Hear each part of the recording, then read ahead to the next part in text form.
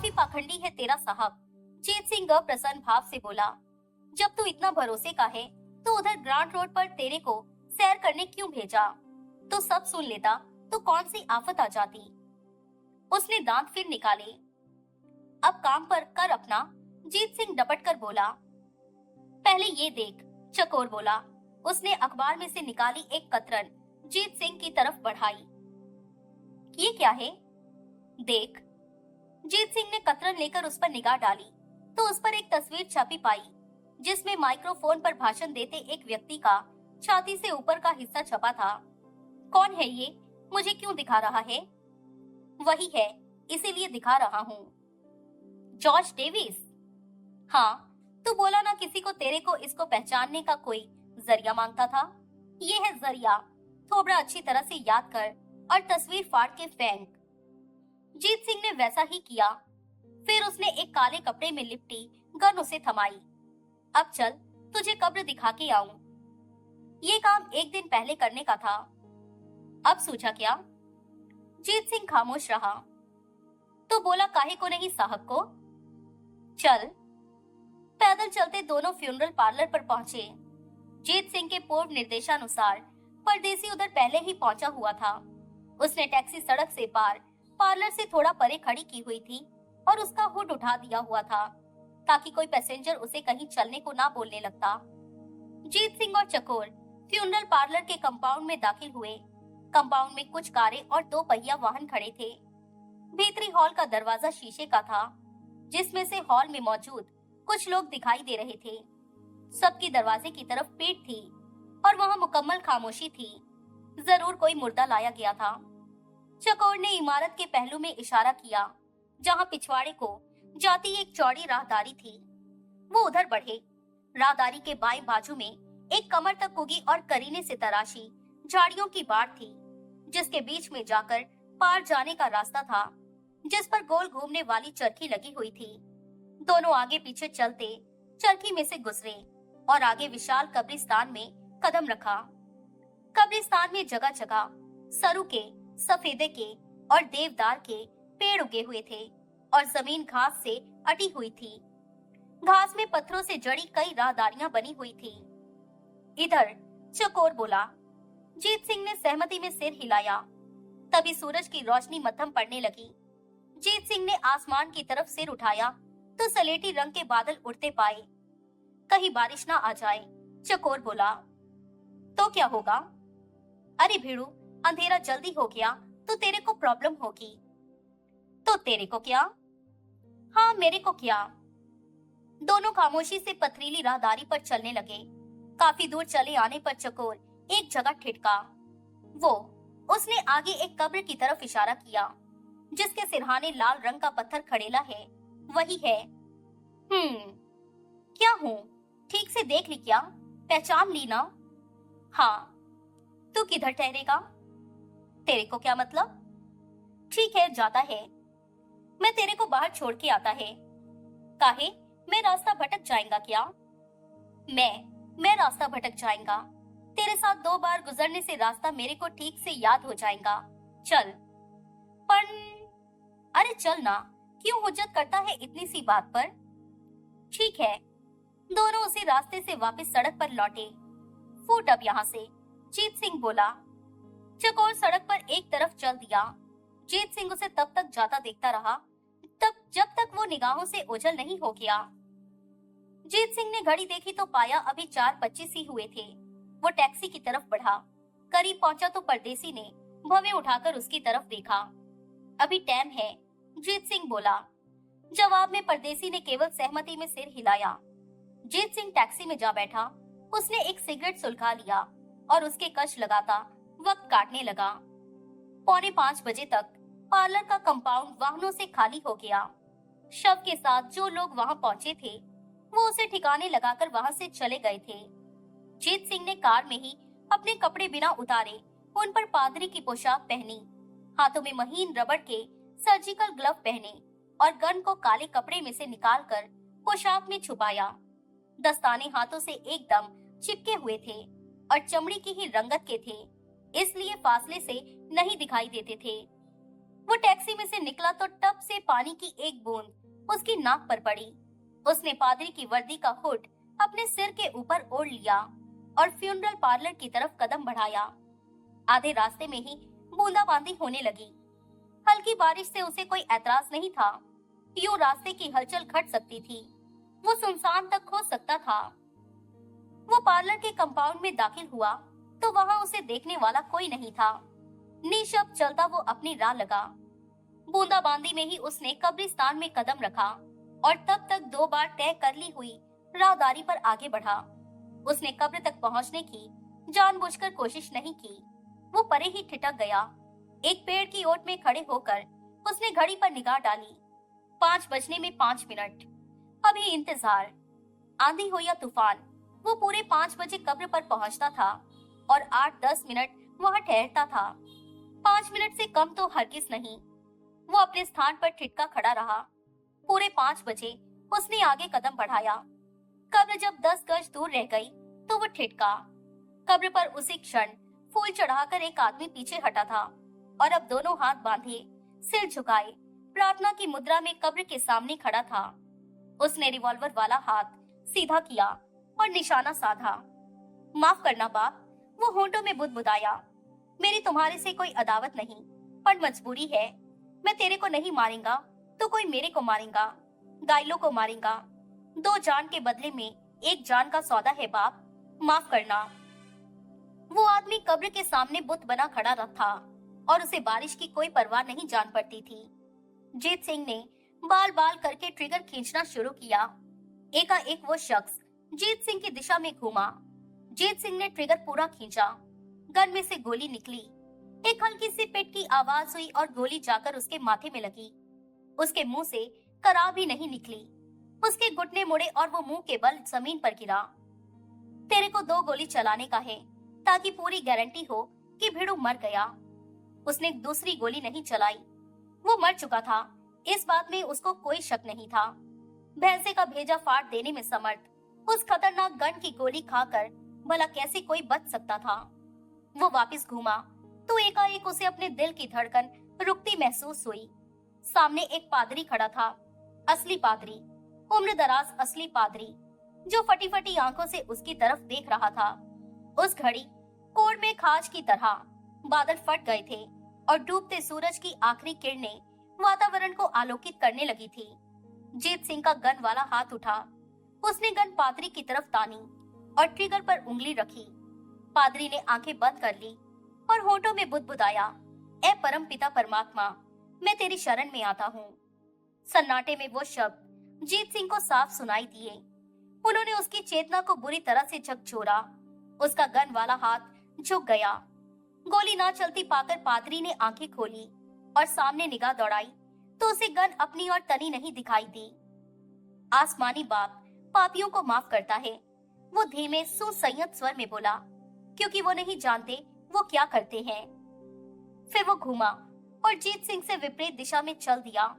उसकी चाल ही बता रही थी कि उसे इस बात का कोई अंदेशा नहीं था कि अभी पीठ पीछे से गोली चली उसे आकर लगेगी। जीत सिंह बुत बना उसे जाता देखता रहा। ये तूने क्या किया? उसने चौंक कर आवाज की दिशा में देखा। चकोर उसके बाजू में खड़ा था। तू इधर क्या कर रहा है? जीत सिंह कहर भरे स्वर में बोला। अरे, फादर डिसूजा तेरे को मर्डर करते देखा। तूने उसको, एक गवाह को, चश्मदीद गवाह को जाने दिया? तू उसे जानता है? शक्ल पहचानता है? उसी चर्च का पादरी है जिसके सामने तू मेरे को मिला था। जो उसने देखा वो तूने भी देखा क्या? हाँ। क्यों? मैं तो तेरे को चलता करके आया था, वापस क्यों लौट आया? मेरे को हुक्म आंखों से देखने का था कि मैं अपना काम किया। हाँ। अब आके रिपोर्ट किसको देगा, कामरेड को या इंस्पेक्टर को? तेरे को क्या है रे, तू बहुत मिस्टेक किया जीत सिंह। कोई पंगा हुआ तो खाली तेरे को झेलना पड़ेगा। मेरा नाम भी जानता है। अब गन फेंक और निकल ले अभी। पहले मैं तेरे को बड़ा साहब के पास भेजने का है, जिसको तू सबसे पहले रिपोर्ट करेगा। बड़ा साहब? सबसे बड़ा साहब? कौन? जीत सिंह ने खाली हाथ की उंगली आसमान की तरफ उठाई और उसे शूट कर दिया। गन फेंकने का उसका शुरू से ही कोई इरादा नहीं था। बाकी बची 4 गोलियों के उसके जहन में कई इस्तेमाल थे। वो फ्यूनरल पार्लर में पहुंचा। वहां शीशे के दरवाजे के बाजू में एक कॉल बेल लगी थी, जिसके ऊपर लिखा था रिंग फॉर द डायरेक्टर। उसने कॉल बेल बजा दी। भीतर हॉल, जहां उसने लोगों का जमघट देखा, खाली था और दरवाजे के करीब एक बत्ती को छोड़कर भीतर की तमाम बत्तियां बुझाई जा चुकी थी। दूसरी तरफ एक सूटधारी, अधेड़ दुबला पतला व्यक्ति प्रकट हुआ। जीत सिंह ने मुस्कुराते हुए अभिवादन में हाथ उठाया। उसने मुस्कुराते हुए अभिवादन स्वीकार किया और दरवाजा खोला। जीत सिंह ने भीतर कदम रखा। हेलो, अधेड़ व्यक्ति बोला। I am funeral director. What can I do for you? इधर का कारोबार तुम देखता है बेड़ू। वो हड़बड़ाया। पादरी कैसी जुबान बोल रहा था, उसने मन ही मन सोचा और फिर बोला, हाँ, मैंने कहा ना, मैं फ्यूनरल डायरेक्टर। एक मुर्दा भट्टी में डालने का है। सर, आप तो खुदा के बंदे हैं, कम से कम आपको तो जाने वाले का जिक्र इज्जत से करना चाहिए। तब कहीं जाकर जीत सिंह को याद आया कि वो पादरी की पोशाक में था। सर, सॉरी, जीत सिंह बोला। किधर है डेड बॉडी? उसको फ्यूनरल के लिए तैयार करना होगा। कैसे? ड्रेसअप करके ताबूत में लिटाना होगा और नहीं मांगता। सर, आप वो अभी जैसा है वैसा इस भट्टी में डालने का है। बॉडी किधर है? इधर ही है, कब्रिस्तान में। उसको उधर से उठाने का है और भट्टी में डालने का है। कब कब्रिस्तान में? कब्र नहीं खोद डाली कोई, जिंदा था, मर गया। कैसे? बुलेट को बॉडी से रोकता था। ओह, तो ये बात है। क्या बात है? तुम पादरी नहीं हो, तुम पादरी के लिबास में कोई कातिल हो और यूं अपनी करतूत छुपाना चाहते हो। अब मगज से काम लिया भिड़ो। यूं लाश जलाना गैर कानूनी है, कत्ल भी गैर कानूनी है, पर तू भाव नहीं देगा तो अभी करेगा ना? किसका? जीत सिंह ने पेट पीछे छुपा गन वाला हाथ सामने किया और गन की नाल को उसके माथे से सटा दिया। क्या? वो बोला। डायरेक्टर के छक्के छूट गए। उसने बोलने की कोशिश की तो मुंह से बोल नहीं फूटा। इलेक्ट्रिक फर्नेस को वो हकलाता हुआ बोला, तो तपाना पड़ता है, बहुत टाइम लगता है। वो पहले से तपी हुई है। जीत सिंह नाल का दबाव बढ़ाता बोला। अभी इधर जो लोगों का जमघट था वो इसी काम के वास्ते था, क्योंकि कब्रिस्तान का रुख तो उन लोगों ने किया नहीं था। भट्टी तपाने में टाइम लगता है तो ठंडी पड़ने में भी टाइम लगता होगा। अभी वो तपी हुई ही होगी, खाली तेरे को स्विच को दोबारा से ऑन करने का है। जो बॉडी पहले जली उसकी एशेस कलेक्ट करके उसके सगे वालों को देना होता है। क्या बोला? हिंदुस्तानी में बोल। राख इकट्ठी करके कलश में डाल के रिश्तेदारों को सौंपना होता है। अभी एक और डेड बॉडी भट्टी में डालने से राख डबल, रिश्तेदार खुश, सॉलिड बॉडी किधर बांधा है? लेकिन मैं भट्टी का स्विच खुद ढूंढ लेगा और खुद चालू कर लेगा। 1 सेकंड में फैसला कर मेरे को उसमें एक मुर्दा झोंकने का है या 2। दो? एक तैयार है, दूसरा अभी बनेगा। कौन? अरे भिड़ो, तू और कौन? नहीं, गोली मत चलाना। तो जैसा बोलता है मैं करता है। बढ़िया। जीत सिंह वापस सड़क पर लौटा। उसने परदेसी को एकाएक टपके पादरी और चकोर की बाबत बताया। चकोर को ठीक हैंडल किया जीते। परदेसी चिंतित भाव से बोला, पर पादरी को छोड़कर गलती की। मैं क्या करता? अरे, जैसे 2 भेड़ों टपकाए वैसे एक और टपकाता। कोई आम आदमी होता तो यही करता, फौरन से पहले करता, पर वो तो खुदा का बंदा था। गले में क्रॉस पर टंगा तेरा ईसा मसीह लटकाए था और ऐसे करने मरने को तैयार खड़ेला था। मेरे से गोली चलाते नहीं बना। गन वाला हाथ अपने आप ही झुक गया। जज्बाती होकर गवाह छोड़ दिया जीते। मैं सिर पर इस वर्दी का हुड चढ़ाए था। उम्मीद नहीं उसने ठीक से मेरी सूरत देखी होगी। हाँ, उम्मीद ही कर सकता है तू। तो और क्या करूं? पहले तो ये पादरी के चोगे का पीछा छोड़। ओ, उसने चोगा उतारा और वहीं करीबी झाड़ियों में फेंक दिया। नीचे वो अपने आम कपड़े, जीन्स जैकेट और टी शर्ट पहने था। एक काम कर, एकाएक परदेसी बोला। क्या? उसके चर्च में जा। काहे को? हर चर्च में एक कन्फेशनल होता है। क्या होता है? कन्फेशनल, एक ऐसा बूथ जिसमें एक तरफ पादरी बैठता है और दूसरी तरफ अपने गुनाह बख्शवाने का तमन्नाई भेड़ू। दोनों के बीच में एक ग्रिल होती है जिससे आर पार आवाज जा सकती है, पर पादरी भेड़ों की सूरत नहीं देख सकता। आम गिरजों में कन्फेशनल में हाजिरी का एक टाइम मुकर्रर होता है, पर छोटे गिरजों में जहाँ ऐसा पापी कभी कभी कोई ही आता है, कोई मुकर्रर टाइम नहीं होता। उधर एक डोरी लगी होगी जिसे खींचने से चर्च का घंटा बजता है और फिर कन्फेशन सुनने के लिए पादरी बूथ के अपने हिस्से में आ जाता है। जाके पता कर उधर क्या इंतजाम है। अगर डोरी घंटे वाला इस्तेमाल इंतजाम हुआ तो तेरा काम अभी भी बन सकता है। कैसे? परदेसी ने समझाया। जीत सिंह चर्च में पहुंचा। वो कन्फेशनल बूथ के पब्लिक वाले हिस्से में दाखिल हुआ। डोरी वहां लटक रही थी। वहां एक कुर्सी पड़ी थी जिस पर वो बैठ गया और फिर उसने डोरी खींची। कहीं घंटा बजने की आवाज हुई। थोड़ी देर बाद उसे करीब आती कदमों की आहट सुनाई दी। फिर बूथ का परली तरफ का दरवाजा खुला। किसी ने उधर भीतर कदम रखा और फिर दरवाजा बंद हुआ। ग्रिल में से जीत सिंह को अपनी तरह ही एक कुर्सी पर बैठा पादरी दिखाई दिया। ग्रिल ऐसी थी कि उसमें से उसकी सूरत देखना मुहाल था। यस माय सन, पादरी की धीर गंभीर आवाज आई। I am here. मैं पापी हूँ, जीत सिंह बोला। मैंने पाप किया है। क्या पाप किया है? बोलने से पहले मैं कुछ जानना चाहता हूँ।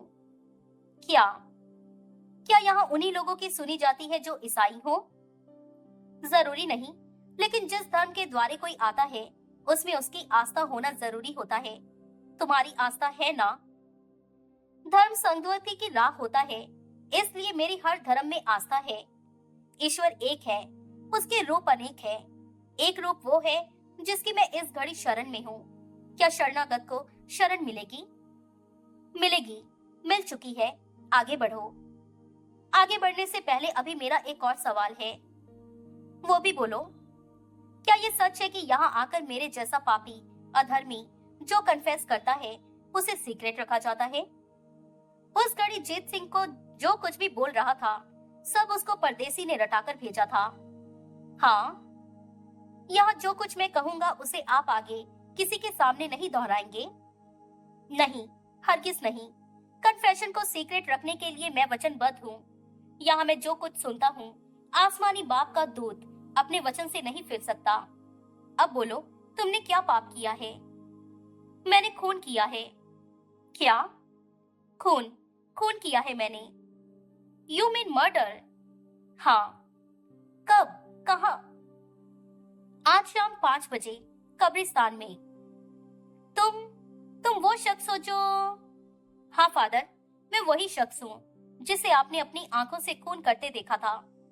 सन्नाटा छा गया। फिर एकाएक दूसरी तरफ दरवाजा खुला। फर्श पर धम धम करते कदमों की आवाज हुई। वो बूथ के जीत सिंह की ओर के दरवाजे पर पहुंचा और उसने एक झटके से दरवाजा खोला। खुदा की मार तुम पर, फादर गुस्से से कांपता हुआ बोला। बाहर निकलो और निगाह से निगाह मिलाकर मेरे से बात करो। जो हुक्म फादर। जीत सिंह कुर्सी से उठा, बाहर निकला और खामोशी से फादर डिसूजा के सामने जा खड़ा हुआ। फादर ने सिर से पांव तक उसे देखा, फिर उसकी निगाह जीत सिंह के चेहरे पर आकर स्थिर हो गई। हिंदू हो? वो बोला। इंसान हूँ, जीत सिंह धीरे से बोला। लेकिन क्रिश्चियन नहीं हो? कैथोलिक चर्च में खड़े हो, कैथोलिक नहीं हो? क्या इंसान होना काफी नहीं फादर? काफी है, लेकिन इंसानों के बनाए ही कुछ कायदे हैं, कुछ दस्तूर हैं। मेरी समझ में नहीं आता कि जो पाप तुमने किया है उसे तुम मेरे से कैसे बख्शवा सकते हो। तुमने मेरी आंखों के सामने एक डिफेंसलेस आदमी को पॉइंट ब्लैंक शूट कर दिया। तुमने घोर पाप किया। एक आदमी से तुमने उसकी ऐसी चीज छीन ली जो तुम उसे लौटा नहीं सकते। सूझा ही कैसे तुम्हें यहाँ आना, अपना वो पाप बख्शवाने के लिए? किस उम्मीद से आए थे यहाँ? क्या चाहते थे? फादर, जीत सिंह शांति से बोला, जो मैं चाहता था वो मुझे मिल चुका है। क्या? आपका आश्वासन कि आप मेरा राज फाश नहीं करेंगे। जो मैंने कन्फेशनल में कहा उसे आगे नहीं दोहराने के लिए आप वचनबद्ध हैं, ऐसा खुद आपने कहा। बेटा, तुमने मेरा बेजा इस्तेमाल किया, पादरी आहत भाव से बोला। तुमने खुदा के घर का बेजा इस्तेमाल किया। तुमने मुझे ऐसे धर्म संकट में डाल दिया है जिससे अब मैं नहीं उबर सकता। अब मैं क्या करूं? अपना धर्म निभाइए फादर, और ये ना भूलिए कि एक गोली में आपको भी मार सकता था। शायद वही ठीक होता। अब मेरे लिए क्या हुक्म है? मैं चिंता का बोझ यहाँ से लेकर जाऊं या समझूं कि मेरी चिंता हरण हुई? फादर ने तत्काल उत्तर नहीं दिया। जब कोई कन्फेशनल में आता है, फिर वो बोला, तो अपने आप को आसमानी बाप के हवाले करता है। फिर डिसाइपल और गॉड, भक्त और भगवान एक हो जाते हैं, तो दुई का भेद मिट जाता है। भगवान भक्त को अपना ही स्वरूप मानकर उसके पश्चाताप को स्वीकार करता है और उसे माफ करता है। लेकिन तुम्हें तो कोई पश्चाताप जान ही नहीं पड़ता। तुम तो यहाँ आए ही छल के मकसद के साथ और कामयाब हुए अपने मकसद में। मुझे माफी नहीं चाहिए। मैं नरक का कीड़ा हूँ और अपने कुकर्मों की वजह से नरक का ही भागी बनूंगा। मुझे आपका कॉल करार चाहिए कि आप अपनी बात पर खरे उतरेंगे और मेरे राज को राज रखेंगे। नाम क्या है तुम्हारा? बद्रीनाथ। क्या ये तुम्हारा असली नाम है? जीत सिंह। जीत विक्ट्री को, फतह को कहते हैं, सिंह शेर को कहते हैं। तुम कैसे शेर हो? एक खून करके क्या जीता तुमने? क्या फतेह किया? कुछ नहीं। तो खून क्यों किया? हर भला बुरा काम किसी हासिल के लिए किया जाता है। क्या हमेशा अपने हासिल के लिए फादर? ओ, अपनी मर्जी से नहीं किया ये काम? नहीं, अपनी मर्जी से कभी मैंने मक्खी नहीं मारी। क्या किसी ने मजबूर किया? हाँ। तो फिर वो तुम्हारे से बड़ा अधर्मी है। तो फिर कातिल वो है जिसने अपने हासिल के लिए तुम्हारे हाथ में गन थमा दी। फादर, इन बातों से दिल बहलता है। मुल्क का कायदा कानून नहीं बदलता। मैं कहूँ कि जिस आदमी को मैंने मारा वो मौत के ही काबिल था, तो क्या मुल्क का कायदा कानून मुझे माफ कर देगा? नहीं, माफ नहीं करेगा। बोलेगा किसी का इंसाफ करना, उसे सजा देना कानून का काम है। ठीक तो बोलेगा, पर किधर देता है कानून सजा?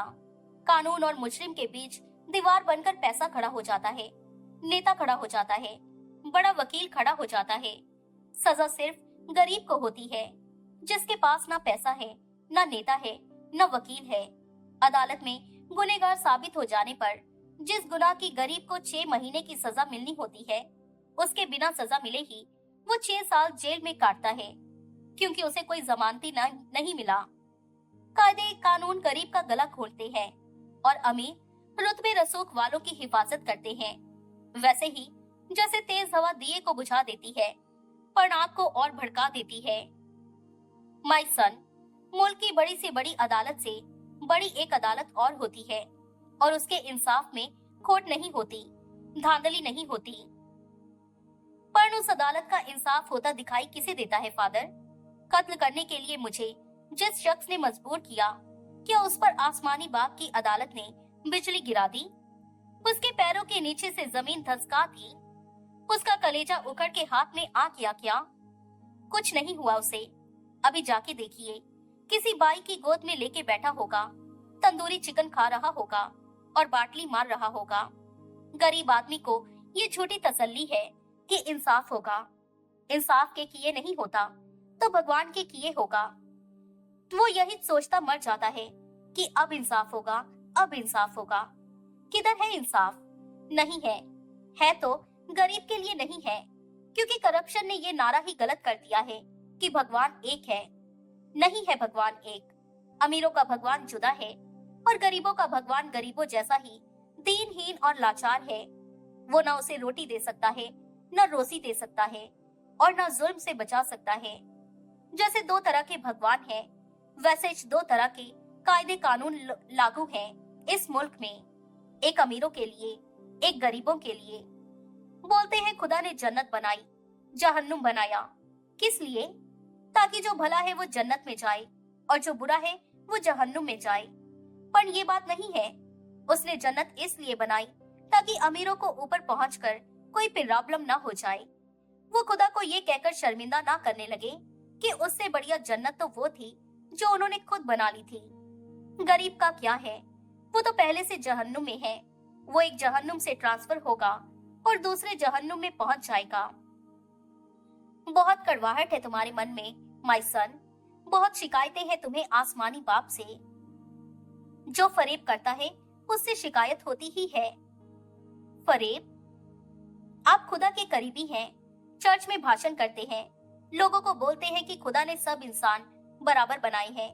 कहाँ है बराबरी?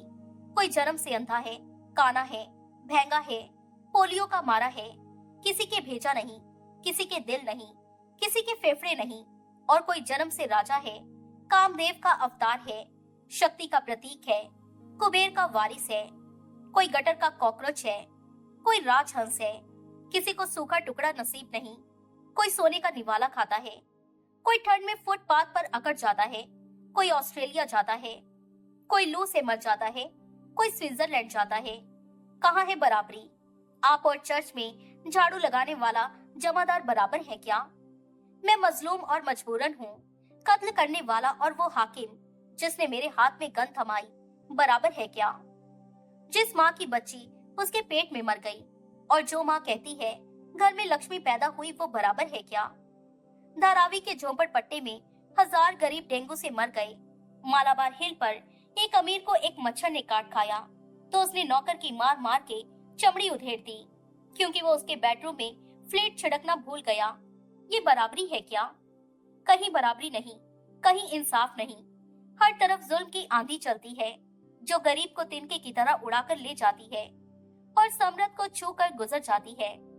समृद्ध जमानत होने के इंतजार में 2 दिन हवालात में बंद रहे तो इंसाफ की जय जयकार हो जाती है, कायदे कानून की वाह वाह हो जाती है। विश्व के सबसे बड़े प्रजातंत्र के माथे पर तिलक लग जाता है। एक बेगुनाह फांसी पर टांग दिया जाता है तो किसी के कान पर जू नहीं रेंगती। कमेटी का क्लर्क किसी से 50 रुपए ले तो उसे रिश्वतखोरी का गंभीर अपराधी करार दिया जाता है और 5 साल के लिए जेल में बंद कर दिया जाता है। मंत्री अरबों के घोटाले में शामिल पाया जाता है तो उसकी कुर्सी तक नहीं हिलती। बेटा, पादरी दबे स्वर में बोला, ये यहाँ करने लायक बातें नहीं। तो कहाँ करने लायक बातें हैं? कहाँ जाऊं मैं? किसे सुनाऊं? तुम एक संतप्त आत्मा हो। मैं तुम्हारे मन की शांति के लिए दुआ करूंगा। मुझे आपकी दुआ की नहीं, आपके आश्वासन की जरूरत है। वो आश्वासन तो तुमने खुद ही बोला कि तुम्हें मिल ही चुका है। तस्दीक कीजिए। मैं तस्दीक करता हूँ। मैं तुम्हारा पाप अपने सिर लेता हूँ। मैं आसमानी बाप से दुआ करता हूँ कि तुम्हारे कर्म की जो सजा उसने तुम्हें देनी है वो सजा मुझे दे। अब जाओ और कभी लौट कर नहीं आना। भारी मन और भारी कदमों से जीत सिंह वहां से रुखसत हुआ। फादर डिसूजा का आवास चर्च के ही एक बाजू में बने एक छोटे से कॉटेज में था। रात 10 बजे जब वो सोने की तैयारी कर रहा था तो एकाएक कॉल बेल बजी। उसने खुद उठकर दरवाजा खोला। चौखट पर एक वर्दीधारी पुलिस इंस्पेक्टर खड़ा था। पीछे सड़क पर एक पुलिस की जीप खड़ी थी जिसमें 2 पुलिसिये बैठे दिखाई दे रहे थे। फादर डिसूजा, इंस्पेक्टर अदब से बोला। यस, मैं इंस्पेक्टर शंभरकर लोकल थाने का थानाध्यक्ष हूँ। आपसे 2 मिनट बात करना चाहता हूँ। पादरी ने सहमति में सिर हिलाया और एक तरफ फटा। इंस्पेक्टर भीतर दाखिल हुआ। पादरी ने उसे छोटे से ड्राइंग रूम में ले जाकर बिठाया। आपको खबर लगी होगी, इंस्पेक्टर बोला, कि करीबी कब्रिस्तान में आज शाम एक मर्डर हो गया था। लगी है। मरने वाले का नाम जॉर्ज डेविस था। हाल ही में उसकी माँ की मौत हुई थी जिसकी कब्र पर फूल चढ़ाने वो आया था कि किसी ने उसे पॉइंट ब्लैंक शूट कर दिया था। पादरी खामोश था। इस काम के लिए खास कब्रिस्तान किसी ने इसीलिए चुना था क्योंकि बाकी हर जगह वो 2 सशस्त्र बॉडीगार्डों के साथ जाता था। कब्रिस्तान ही एक जगह थी जहां वो बॉडीगार्डों को कब्रिस्तान के दरवाजे पर छोड़कर अकेला भीतर जाता था। पिछले 3 महीने से हर शुक्रवार शाम 5 बजे उसका कब्रिस्तान में आना उसकी स्थापित रूटीन थी।